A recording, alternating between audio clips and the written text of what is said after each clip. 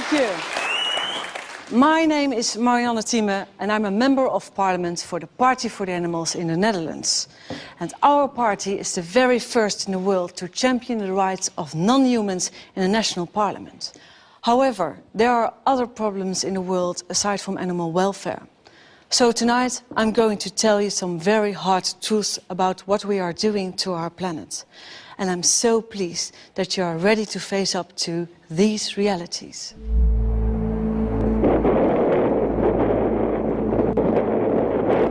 If you look at the 10 hottest years ever measured, they've all occurred in the last 14 years. The world is heating up fast and we have ourselves to blame.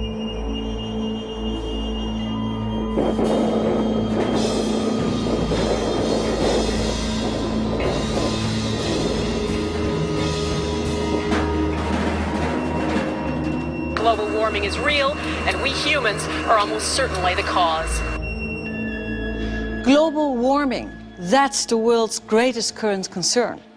Everyone finds themselves in its grip, from scientists to politicians to the Secretary General of the UN and even Leonardo DiCaprio. We face a convergence of crises. Industrial civilization has caused irreparable damage.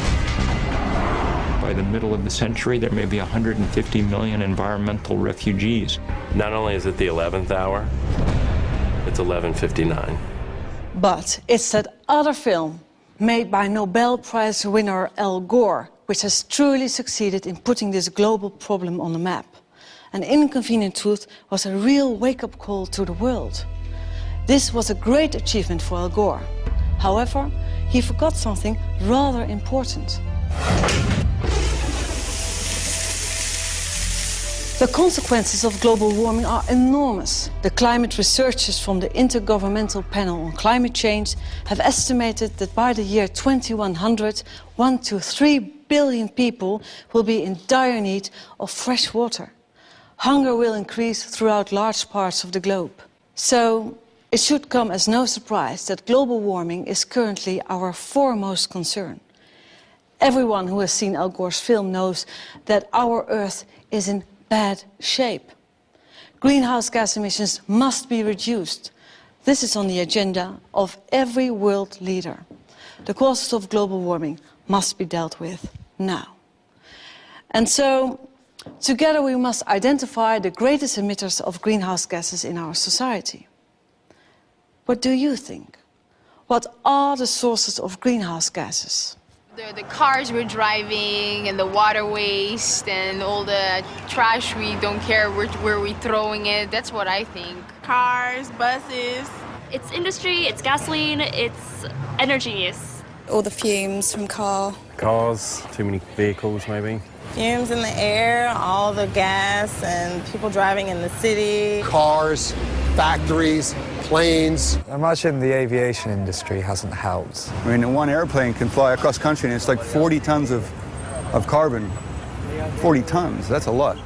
I think in one word, I would say pollution. Coal power stations, gas power stations. People using more energy than they need to. We are wasting a lot of... An excessive use of gases. And also coal burning stations, especially in China. All the pollutants that we pump into the air day after day. Everyone says the same thing. It's the cars, the planes, the industrial plants. It's because we leave our lights on and take long showers. Always the same familiar answers. And, well, yes, of course it's true. But no one has yet won the grand prize. Because we're forgetting one extremely important factor. 18% of global greenhouse gas emissions are caused by livestock farming. That might surprise you. Farmed animals, 18%. And guess what percentage of total global emissions are caused by transport? 13%. Just think. All the cars, tractors, trucks, ships and planes in the world added together emit fewer greenhouse gases than livestock farming. Oh, really? Wow, I thought it was mostly cars. Wow. Wow. Livestock. That's crazy. So more than the cars. Are you serious? Yeah, I didn't know that. That's insane. No, I did not know that. No. That's news to me. I've never heard that. I'd never heard the livestock connection, no. Well, I knew there was some. I had no idea it was that extensive. How does it come from livestock exactly? What do you call cow farts? What do you call that? Okay. Yeah, the methane gas coming from the cows. Yeah. It's cow shit, right? Doesn't cow poop? It's the emissions, right? I thought it was just fat people in the South here in America, but no, apparently it's cattle as well. It's quite worrying. Okay. Well, I saw an article that say because the cow, what they fast, and then actually the fasting make the global warming. Yeah. But how can it be that farm animals place a heavier burden on the environment than the entire transport sector worldwide? Well, actually, it's rather simple.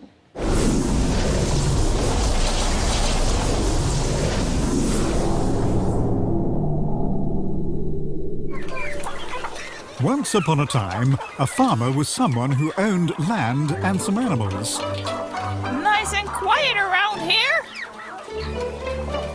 If there was more land, then he bought some more pigs, a few chickens, and some cows.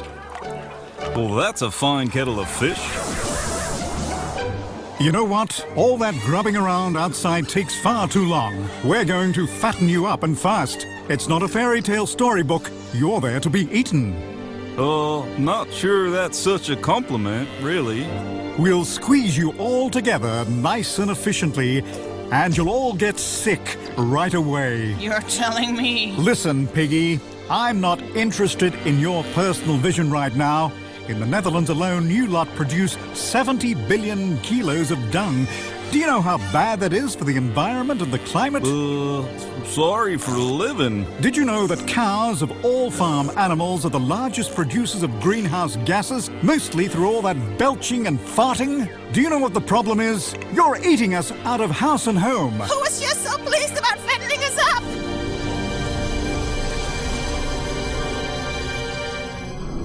But all that food has to come from somewhere, doesn't it? So we destroy the rainforests and plant soya crops instead. But the rainforests are really important for the absorption of carbon dioxide.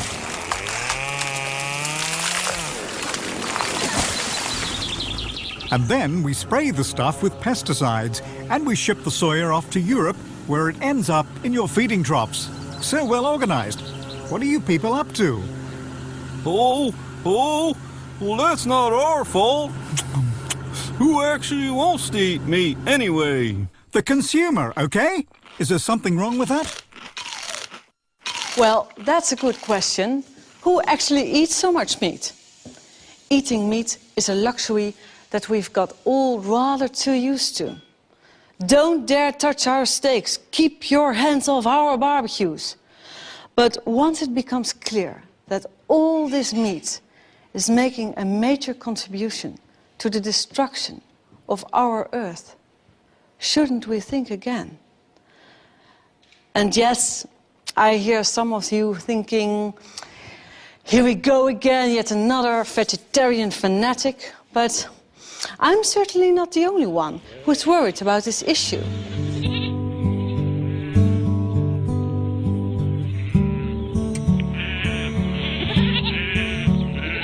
I'm farm manager. We farm 1,000 hectares of land in mid-Wales. We have around 800 head of cattle, including 550 dairy cows. We have 3,000 head of sheep, and we grow some arable crops. We can't deny as farmers, as agriculturists, that methane produced by cows contributes to global warming.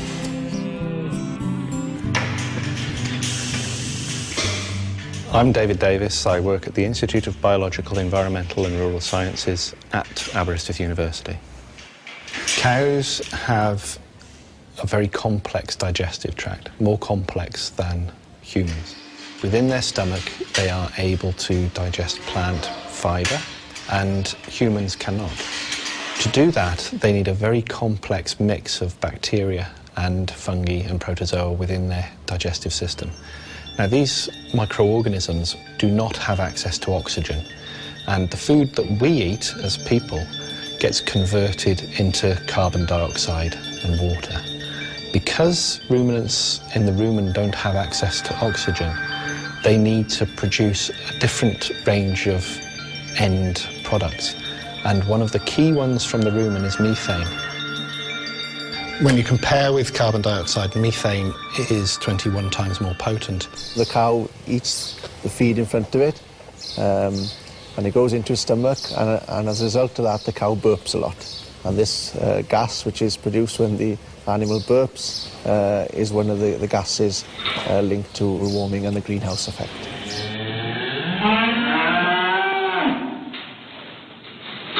Every cow and every ruminant regurgitates its food into the mouth to chew, and this enables the microorganisms in the stomach to actually get better access to that feed.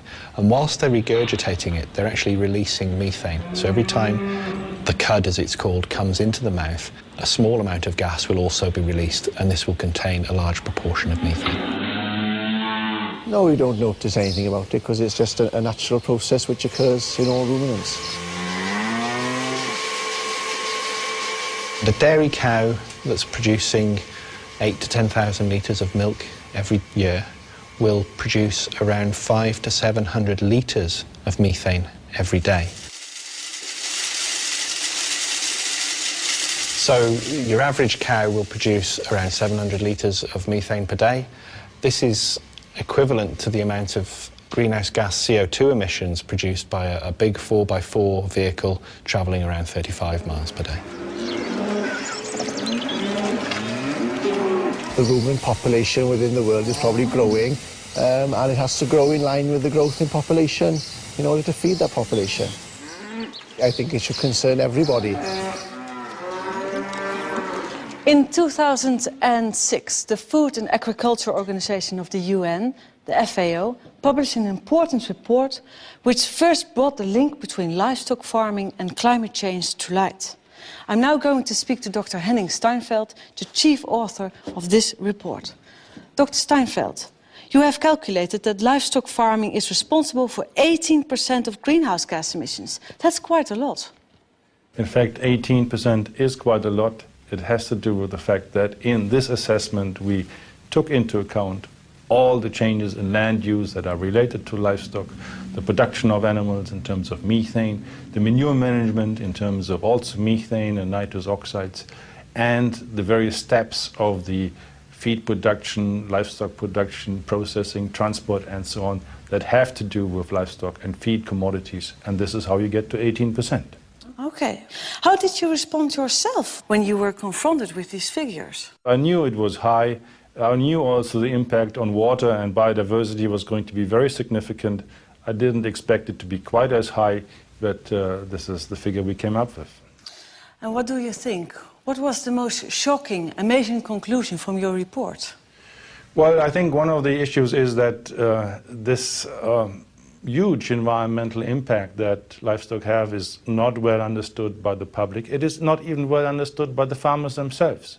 So there is actually a strong case for regulating the livestock sector much more than is currently the case. Thank you. Everyone is talking about global warming and trying to find out why it is happening. But how can it be that livestock farming is hardly ever mentioned as one of its causes? Certainly when more and more scientists have made the link between livestock farming and climate change.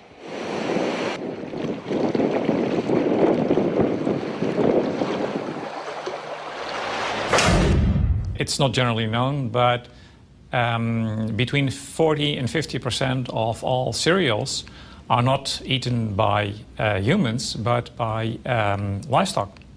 And for soy, that's about 75%.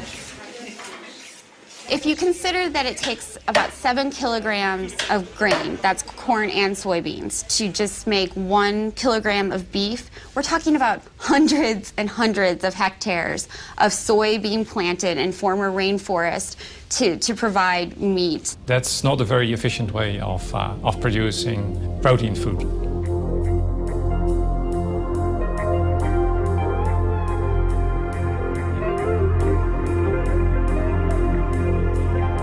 The soy is being imported from places like Brazil. Brazil has the biggest soy export market in the world, and their soy production has grown since the 1960s, something like 57 times. So they're just producing more soy than ever before. And most of that soy is being produced in very environmentally sensitive areas, including the Amazon rainforest and the Cerrado, which is a woodland savanna.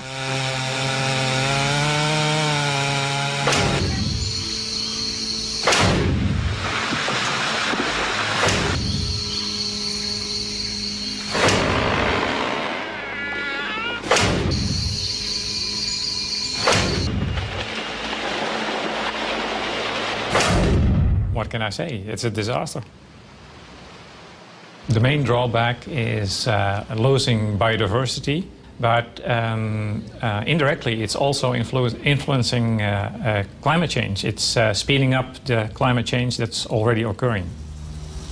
Carbon sinks are places in the world like the rainforest or the Cerrado or some agricultural lands that soak up and sequester carbon. And when those are lost, we're losing a very important tool in the fight against global warming.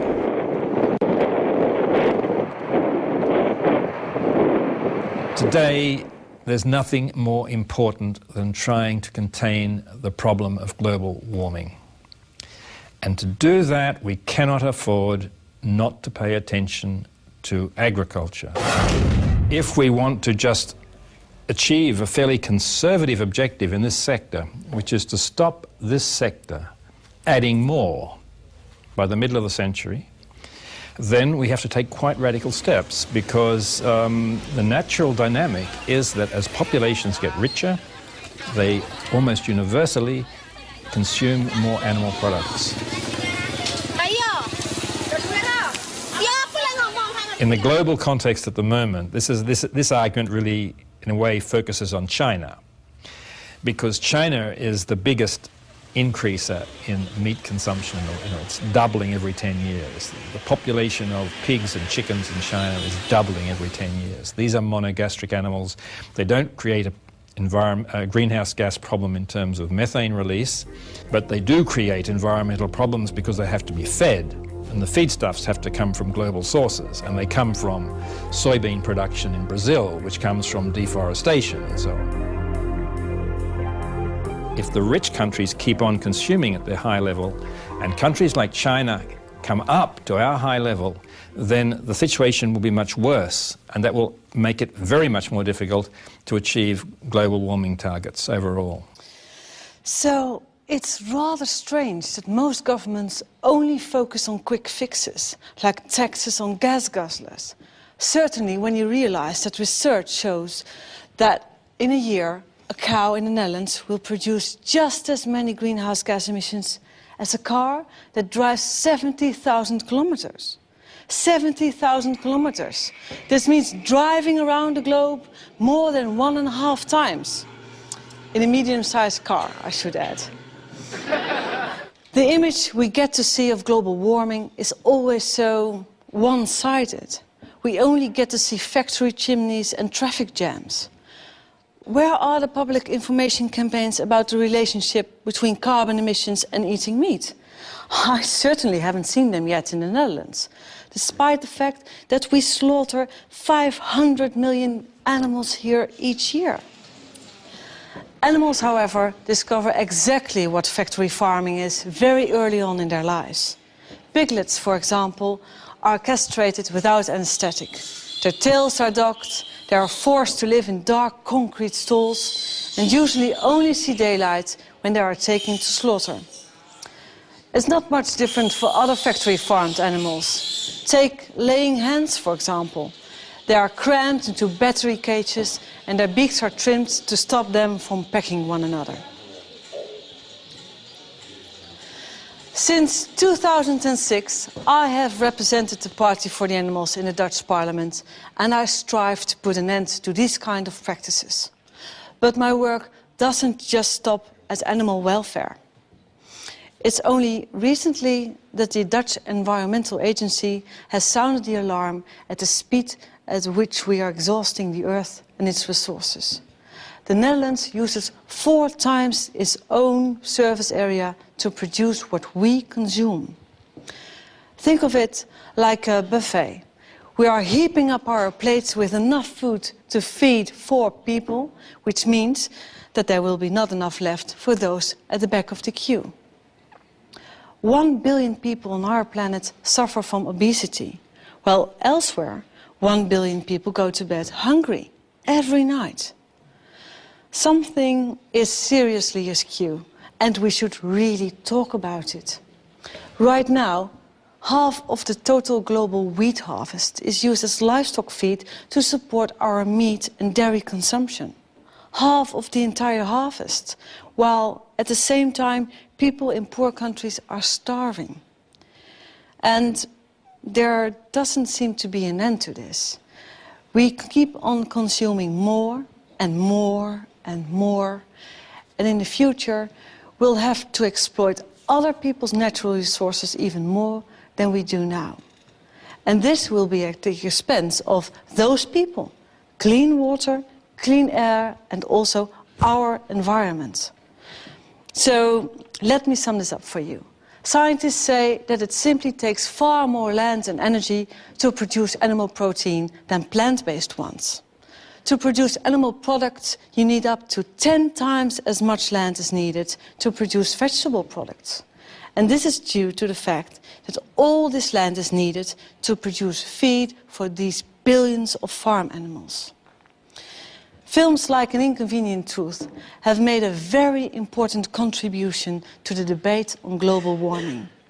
Yet the only cow that I saw on screen symbolized little Elle's picture-perfect youth in Tennessee. In the whole Inconvenient Truth, not a single word was said about livestock farming or the impact of this polluting industry. Dr. Steinfeld, how is it possible that livestock doesn't play a role in the discussion about global warming? Well, I think that the fact is that in the climate change discussion, much of the focus is on carbon dioxide. And the carbon dioxide emissions, if you look at the livestock sector, only make up about 1/3 of the total greenhouse gas emissions. Nitrous oxides and methane don't come very strongly into the debate, but they are much more potent in terms of greenhouse gases than carbon dioxide, and they need to be factored in. But Al Gore didn't say one single word about the livestock industry in his documentary. What do you think? Didn't you miss the aspect as well? It is certainly missing. The entire aspect of food is missing. And I think everyone needs to know that food and agriculture contributes to climate change and has environmental impact. And one needs to make choices if one wants to be environmentally friendly that are in line with the environmental impact of producing various types of food. Well, I think he should have said something about it. Have you ever tried to convince him? Well, I'm not someone who knows Al Gore personally. I think that at my level, publishing results and talking at conferences and talking to the media, such as in this case, is all I can do. Well, thank you. He doesn't know it either. So I went to the United States to find an answer to this question. Unfortunately, Al Gore was busy, but I did manage to speak to some other people who had quite a bit to say on the subject.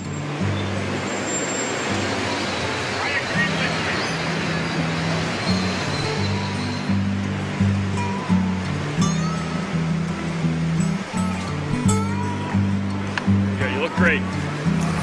Hello. Hi. Some information? Thank you. Have a nice day. Hi. Hello. Hi. Hi. Hi. Hi, nice to meet you finally. Yes. Yeah, you do such great work. Thank you. Thank you. Yeah. Having a good time. Yeah. What are you doing here? Well, we're out here trying to show people that if they're eating meat, they're engaging in the #1 most environmentally destructive behavior they could engage in. And showing people that rather than cars and trucks and SUVs, even rather than planes, meat is the #1 cause of global warming.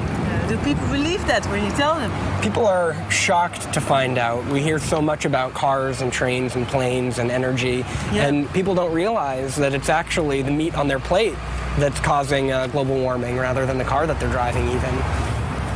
Get you some information here? Thank you. Thank you. How's it going? There you go. Check that out when you get a chance. Thank you. Check that out. Thank you. We use this catchy phrase, climate change. It's really just a way to grab attention and get people to look in our direction long enough for us to give them a leaflet and explain the issue there. And get them to go home wondering, how is it that meat causes global warming, rather than wondering what's on television tonight or what am I going to have for dinner tonight. Hey there. One of these. Thank you. Saying that power plants are the #1 cause of global warming is like saying that humans are the #1 cause of global warming. Power plants don't emit energy, don't create energy for the purpose of just creating energy for the sake of it. They create it for industries. And one of the industries that uses the most energy is factory farming. Half an hour, Mr. Prescott. All right. In the U.S., the meat industry uses about 1/3 of all the fossil fuels that we generate.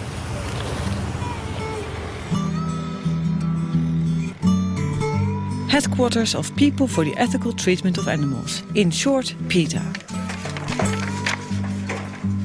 They have almost 2 million members and are active worldwide. I love this one as well. Oh, yes. This is very famous for. We've got this. I suspect that for Al Gore and for a lot of other people, it's just too inconvenient of a truth. Gore was a politician and is beholden to a lot of industry people in many different industries, probably in the meat industry too.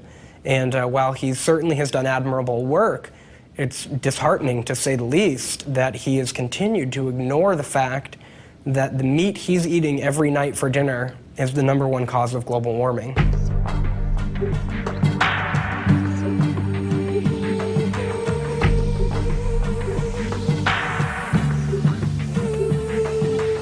I'm Alicia Silverstone, and I'm a vegetarian. There's nothing in the world that's changed me as much as this. I feel so much better and have so much more energy. It's so amazing. There's a prominent environmental group in the U.S. called Environmental Defense, and they recently wrote on their website that if every American replaced chicken with vegetarian foods in just 1 meal per week, it'd be the equivalent in carbon dioxide of taking about 500,000 cars off of U.S. roads.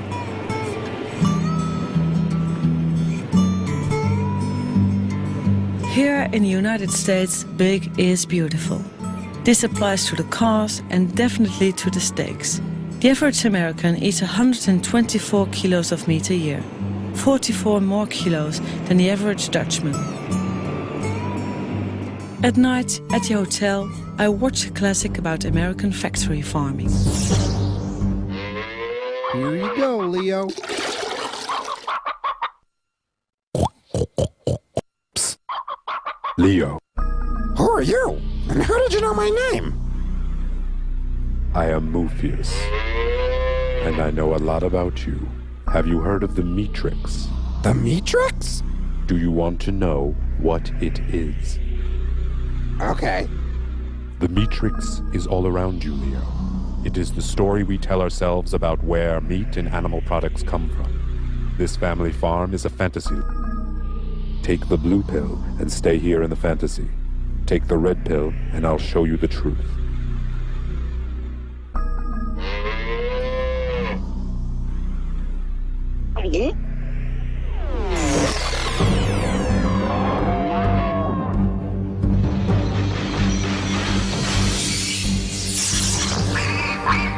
Welcome to the real world. Wow! What is this horrible place? This is a factory farm, Leo. Places like this are where most eggs, milk, and meat come from. How did this happen? I'll show you. In the mid-20th century, greedy agriculture corporations began modifying sustainable family farming to maximize their profits at great cost to both humans and animals. Factory farming was born. Animals are packed as closely together as possible. Most never see sunlight, touch ground, or get fresh air. Many can't even turn around. These cruel conditions cause fights and disease amongst the animals. To fix this, the corporate machine began systematic mutilations, practices such as debeaking chickens. And they started adding a constant dosage of antibiotics to their feed, just to keep these poor wretches alive. This overuse of antibiotics breeds super strains of resistant disease-causing germs. Every day we get closer to an epidemic that cannot be stopped. Ew!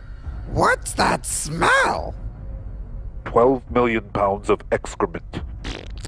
This pollutes the air and groundwater. That's why communities near factory farms often suffer from high levels of related sicknesses. Well, it smells like shh.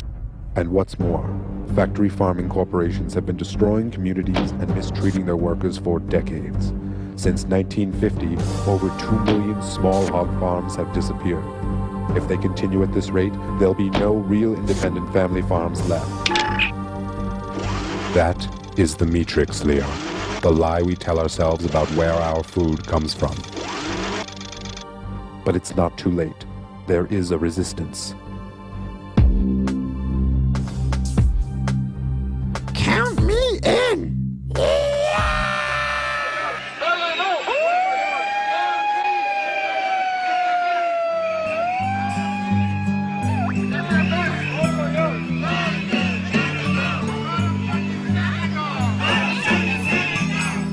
Washington, city of politicians, policymakers, lobbyists and activists. Think of the seals when you buy your meals! Boycott Canada! Today, a demonstration against the seal hunt is held at the Canadian Embassy. Think of the seals when you buy your meals! Boycott Canada! This demonstration was organized by the Humane Society of the United States, America's largest animal welfare organization with 10 million members. 30 minutes later, I have an appointment on Capitol Hill with Wayne Purcell, the president of the Humane Society. Hi. Hello there. Hi. Welcome to the United States. Welcome to Washington, our nation's capital. Thank you. And we're so proud of what you've accomplished in Holland with your election. We all took note last November of how you were elected, and you're the first party for the animals in the world to achieve this. True. So thank you. And we look forward to learning about what you've done. Oh, okay. So nice to meet you finally. You're the biggest organization on animal welfare. Yes, we are. We have 10 million supporters here in the United States in terms of paying supporters. Yeah. And then, of course, we have millions more who believe in what we're doing, and we're here to organize that sentiment to achieve political reforms for animals, among doing other things. We try to pressure corporations to do the right thing, and we educate the public, and we do hands-on care of animals as well. But the political work here in Congress is very important. Hi. Oh, good. You guys quit. 1, 2. Factory farming is the biggest abuse of all, because in the United States alone, there are 10 billion animals raised for food. It's an extraordinary number, and the average American eats 80 or 85 animals per year. And we want to see that number reduced, and we want to see the animals out of these terrible confinement systems. Why do you think Al Gore didn't mention factory farming? You know, I think that he probably thought that he was giving a lot of information already to people with an inconvenient truth, and maybe he thought people would shut down if it affected them too personally. Because it gets very personal when you're talking about eating animals and you're talking about something that is part of the American diet. He thought, oh, well, this is going too far. But the public is slowly waking up. I do not believe that we can have a good situation for animals or the environment if we continue to eat as much meat as we are eating.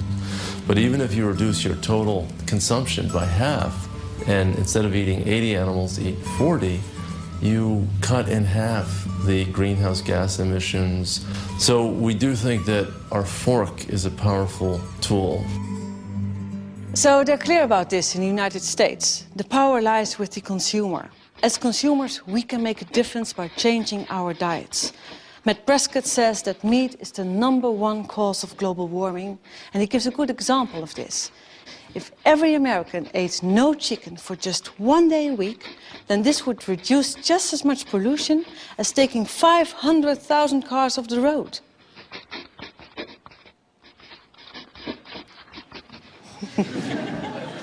It's funny.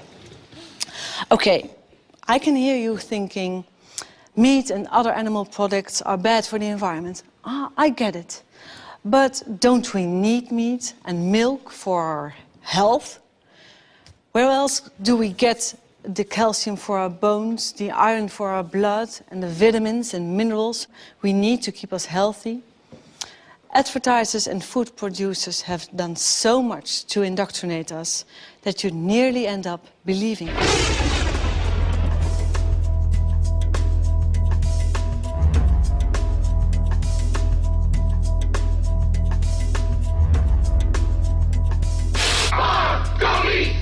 Pints of lamb are only $1.99 a kilo.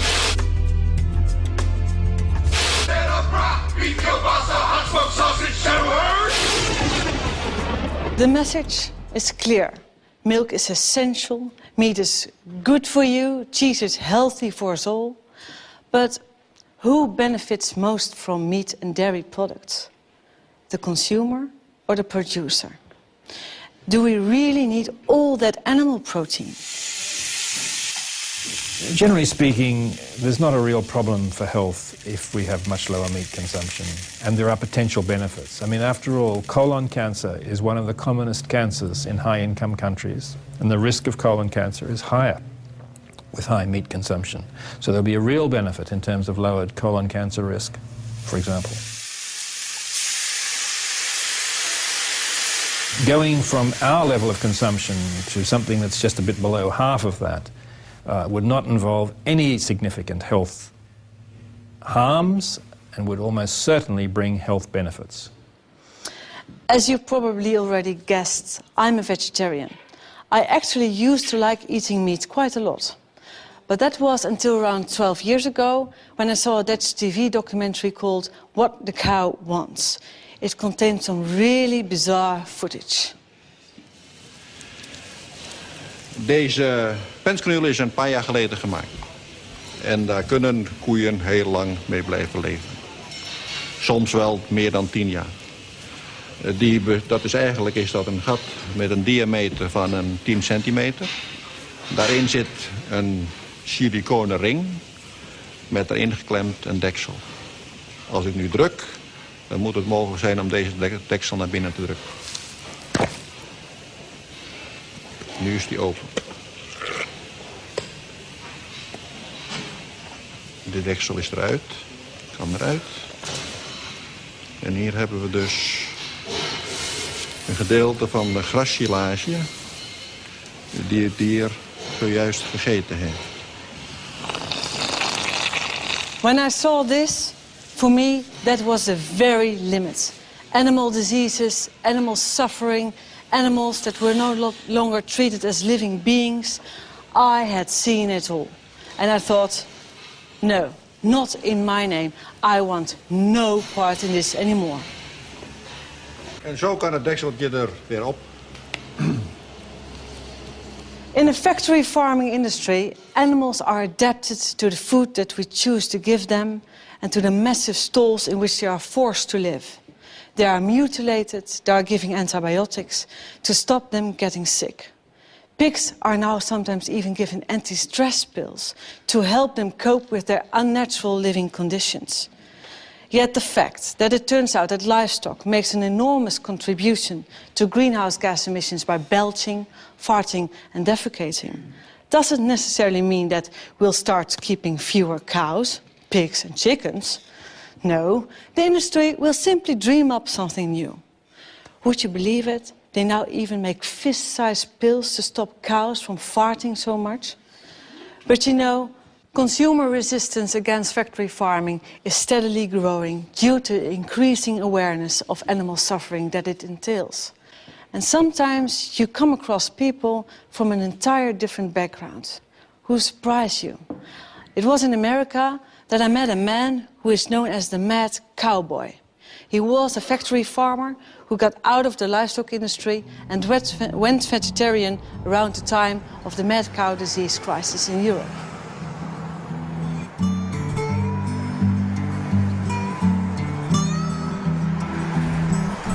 Hi, nice to finally meet you. Nice to see you're unlost again. Yeah, finally, we made it. My humble abode.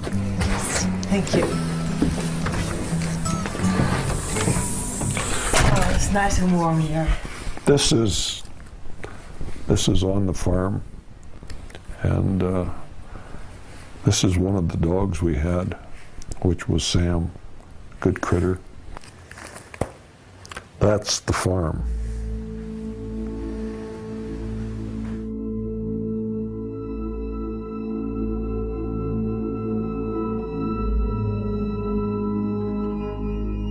I'm a fourth-generation farmer, rancher, feedlot operator from Montana. At one time, I had 7,000 head of cattle, 12,000 acres of crop, and 30 employees. I spent 45 years of my life in production agriculture. Not something I learned from a book. I learned it by doing it. I was a factory farmer, the worst of all. Not a family farmer, but a factory farmer. Never met a chemical I didn't like. We'd actually grind up animals and feed them back to our animals. Had all of the bad habits. What are you doing here? Branding. Oh. See there?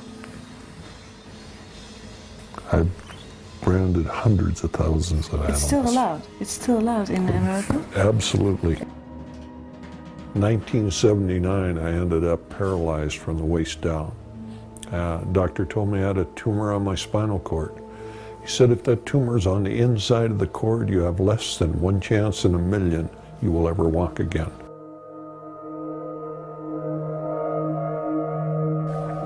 Made me stop and think for the first time in my life that I was part of the problem, not part of the solution.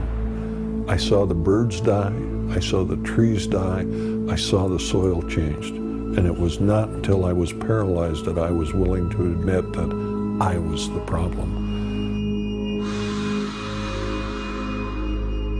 I ended up with a 1 in a million operation. I've walked out of the hospital with a 1 in a million operation, but I walked out a much different individual than I walked in. I knew that what we were doing was wrong, was absolutely, totally non-sustainable. Here's a scone that my wife made. Try that.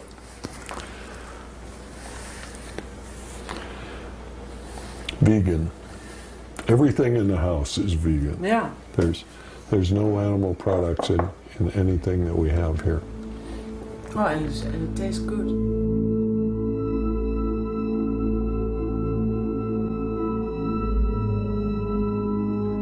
Everybody thought the same way. It was mass hysteria. Everybody was doing it. It must be okay.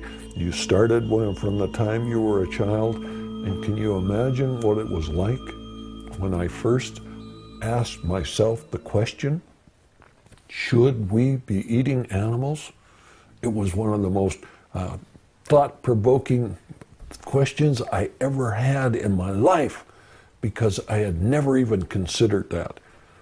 Yeah. And when you stop and think about it, it is so straightforward and open. Should we eat animals? Absolutely not. Do we need them for protein? Absolutely not. Are they good for us? Absolutely not. Do they enjoy us eating them? Absolutely not. My hometown newspaper put my picture in the front page, and it said, Montana's most famous vegetarian. I picked up the phone and I called him up and I said, why don't you tell it the way it is? Montana's only vegetarian. They said, no, we have one of you kind of guys here at the paper, so we know there are two. But people don't want to believe that somebody that from the inside of the industry, you know, that when you look at it, the one thing when I debate the issue with somebody from the industry, their common defense is, oh, well, you don't understand. I spent 45 years of my life there. There's nothing that they have done that I haven't done more of it. I've milked more cows, I've slopped more pigs, I've fed more animals, and when they tell me I don't understand, I understand. And what I understand is what we're doing is wrong, it's non-sustainable, it's not good for us, it's not good for the animals, it's not good for the planet. The sooner we stop what we are doing, the better we'll all be.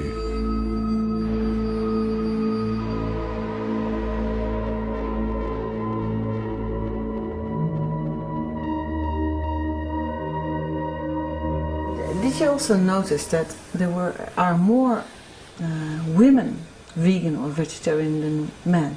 Well, yeah. You know why? Tell me why. They're smarter. Ah. You know.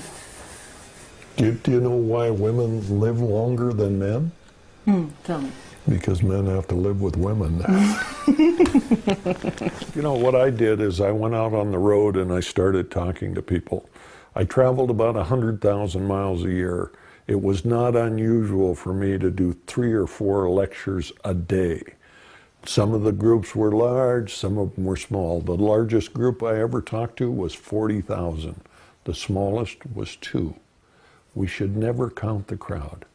You never know how many people that are there are going to get the information. My job was not to save the world. My job was to do everything that I could do so people would make better choices. And I've done that now for over 20 years. And I think that when I had the opportunity, I was able to change the way a lot of people thought. Was it going to be enough? I don't know. But I did what I could. Do you think there are more vegetarians now? Oh, sure. You know, my hometown actually had a vegan restaurant. Isn't that amazing? The man that gets the Nobel Prize for the film on global warming neglects the #1 cause of global greenhouse gases? Does that give you some idea of the power of the industry? That a man that was out there to change the world on global greenhouse gases, do you think he did not know about it? Or was he just unwilling to stand up to the power that they had? When I went on the Oprah show and I told a few million people that we were grinding up cows and feeding cows, they sued Oprah, Harpo Production, and myself for 6 years in court. Cost us hundreds of thousands of dollars to protect ourselves for telling the truth. My reaction is that free speech not only lives, it rots. Maybe Al Gore was worried about the power of the industry, or maybe he was self-serving because he actually raises cattle himself. And if you look at Al, since he left office, there's no doubt in my mind that he's eating well too many of them.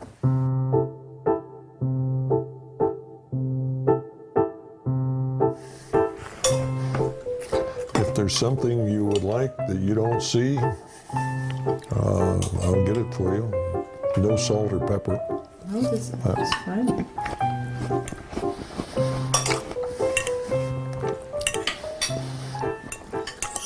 What was your favorite meat product when you were? Hamburger. Hamburger? You ate a lot of hamburgers? Yep. The best meal in the world was pork and beans, potato salad, and hamburger. I could eat that 3 times a day, every day. Breakfast, lunch, and dinner. Didn't make any difference. Really? Loved it.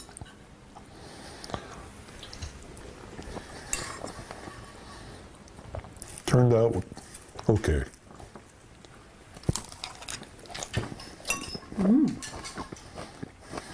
Why so, not say it turned out great? Well, if my wife cooked it, it'd been better. But it just goes to show that if an old cattle farmer can do this, anybody can do it.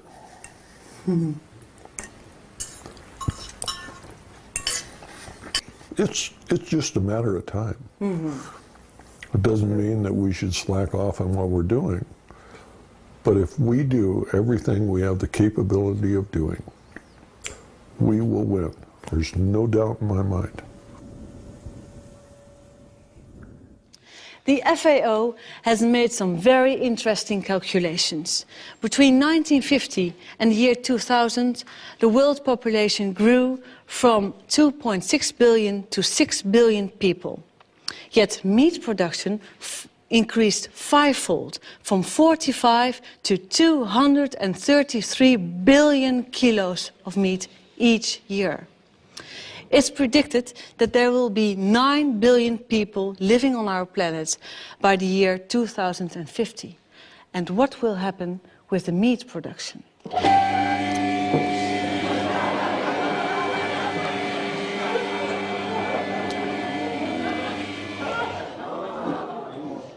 The meat production will double to 450 billion kilos of meat by the year 2050.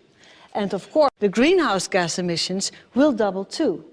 And I'm talking about kilos of meat every time, but of course we are talking about living and breathing animals. In a lifetime, the average European will eat 7 sheep, 24 rabbits, 43 turkeys, 789 fish, a third of a horse, 5 cows, 42 pigs, and 900 chickens. So the average European devours 1,800 animals in a lifetime. If every person on our planet were to do the same, we would need 142 billion animals every year. In truth, the agricultural sector worldwide has gone off the rails. The cycle has become completely disrupted because we have started to produce meat as cheaply and intensively as possible. Forests in South America are disappearing because Europe demands huge amounts of animal feed.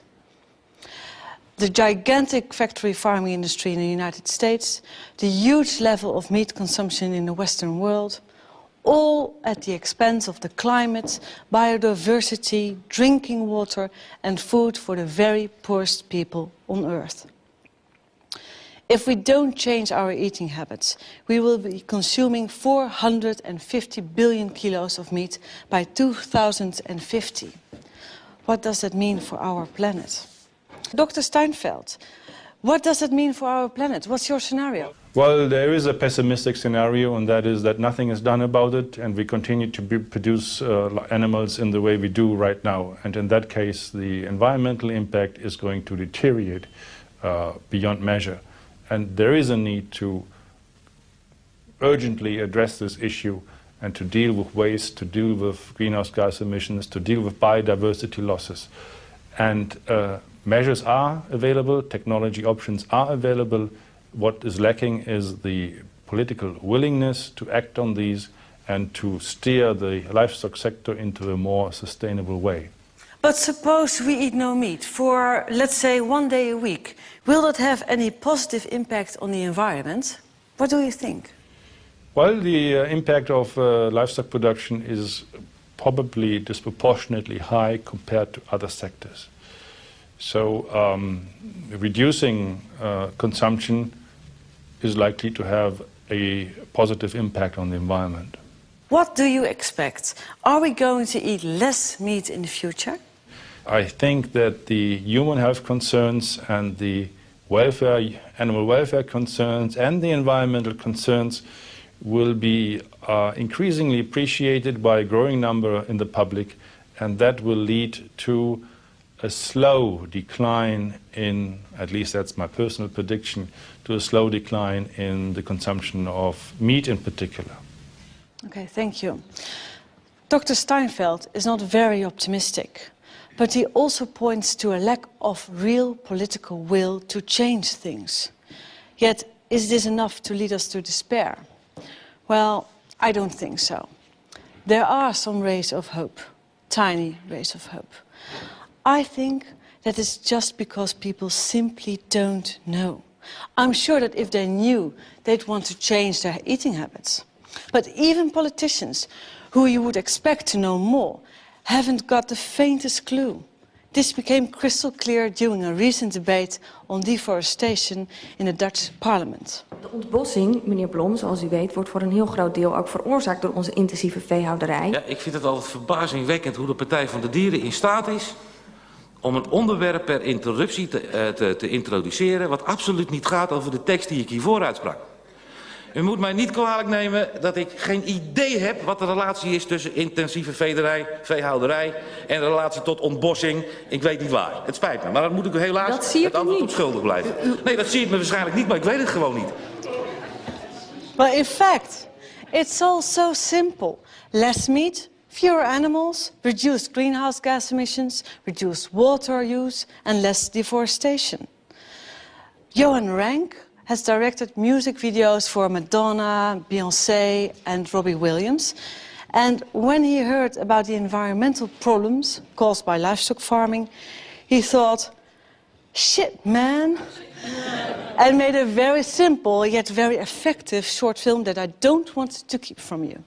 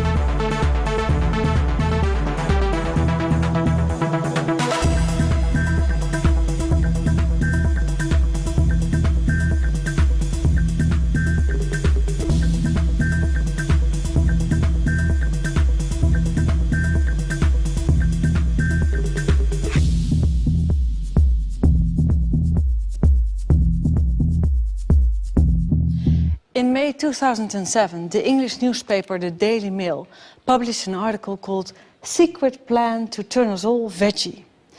And I quote, "Secret plans to encourage the nation to give up eating meat are being examined by the government to help save the planet. A leaked email expresses sympathy for the environmental benefits of a mass switch to a vegan diet." That's interesting. How much could reduced meat eating contribute to carbon savings? Together with the Free University Amsterdam, the Nicholas G. Pearson Foundation set out to discover what kind of carbon savings could be made in the US if they all went without meat for 1 or more days. And this is the result.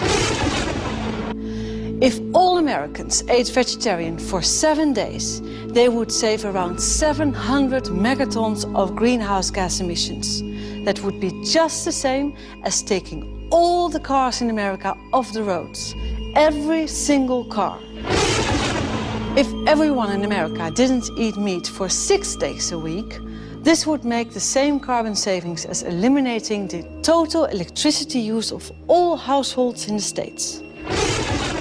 This would result in carbon savings equivalent to planting 13 billion trees in your garden and letting them grow for 10 years. That's 43 trees for every American. This would result in carbon savings equivalent to halving the domestic use of all electricity, gas, oil, petroleum and kerosene in the United States. If all Americans cut out meat for 3 days, they would save almost 300 megatons of greenhouse gas emissions. This would have a greater impact on reducing global warming than if all cars in the US were replaced with Toyota Priuses. This would have the same positive effect on reducing greenhouse gases as replacing all household appliances like fridges, freezers, microwave ovens, dishwashers, washing machines, tumble dryers, and so on and so forth. And I mean replacing all appliances with energy-efficient ones. Wouldn't that be great? What do you think? Would cutting out meat for just 1 day really have any effect? Well, I was flabbergasted with the result. If all Americans didn't eat meat for just 1 day a week, this would save 90 million plane tickets from New York to LA or from LA to New York. 90 million tickets each year just by eating no meat for just 1 day a week. You see,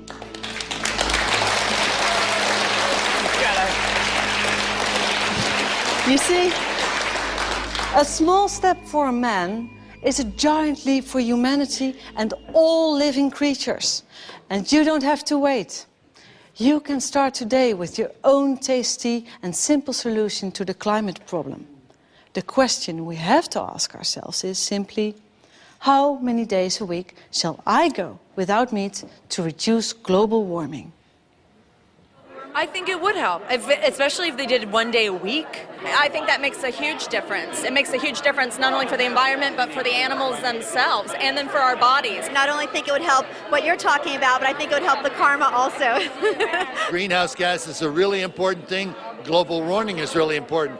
But does anybody ever talk about the amount of water it takes? There's so much waste. And I think if more people were aware of that, they would make the choice, because it's a very easy thing to do. It's a very easy choice to make, to just skip meat for a day, 1 day a week, you know, and then 1 day becomes 2 days, and then 2 days becomes 3 days, and gradually it can make a significant impact. Absolutely. Being a vegetarian uses 1/10 the resources than eating meat does, so obviously it would help, you know, perpetuate human life on Earth if everyone did. Hopefully it all turns around. I think it definitely was the missing part of the inconvenient truth. Animals are suffering, people are suffering. I mean, we need to do something quickly. You know, you can't be a meat eater and call yourself an environmentalist. You can get a lot of protein from peanuts. I was raised in Canada, meat and potatoes. I never was a big meat eater my whole life, but you're raised that way, and it's really hard to switch gears. So I think when people just do the best they can. Should all eat less animals, or maybe just none. I think that would make a tremendous difference. You don't have to go 100% vegetarian, but we don't have to just have this mass gorging of meat that happens especially in the United States of America. Yes, I don't expect everyone on the planet to give up all meat. I think that's unrealistic, but I do think we could get people to understand that meat shouldn't be something they have for their own health on as regular a basis as they do have it. People don't think twice when they eat meat. People don't think twice the way their meat is manufactured. People don't think twice about those factory farming practices because it's not as close to them. But yet, if you're driving in a car, an SUV that may be much bigger and is not a hybrid, possibly like your car, is something that you can pick on. It's an easy thing to pick on, but we need to start picking on ourselves, and we need to start picking carefully what we eat, how we eat, when we eat it, where we get it from. We need to do the research and do the work to find those things out and make ourselves smarter. So if we're going to talk about SUVs and car emissions, we can also be smart enough to find out where most of those emissions are actually coming from. Right.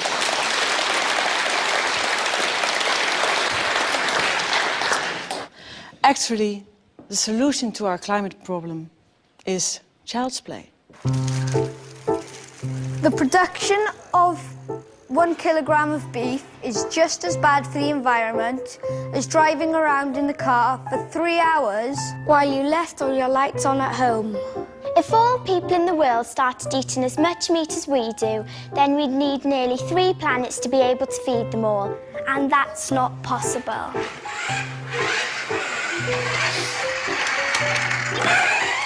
If we all didn't eat meat for 3 days a week, this would lead to the same carbon savings of halving the electricity use in all households in the United States. A vegetarian in a Hummer produces fewer carbon emissions than a meat eater in a Toyota Prius. But a vegetarian on a bike is much better. There are hundreds of millions of vegetarians today, and many more people who have already started eating less meat. Personally, I like to call them meat leavers. No, you didn't hear me wrong. I didn't say meat cleavers, but meat leavers. And if you've heard all this and are still not convinced, if climate change doesn't really matter to you, then why not just reduce your meat consumption for the sake of the animals? Because they cannot stand up for themselves and are the direct victims of our excesses. Thank you.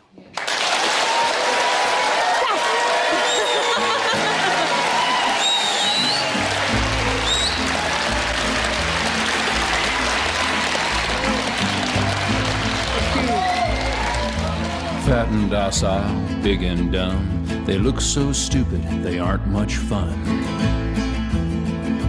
Cows aren't fun. They eat to grow, grow to die, die to be et at the hamburger fry. Cows well done.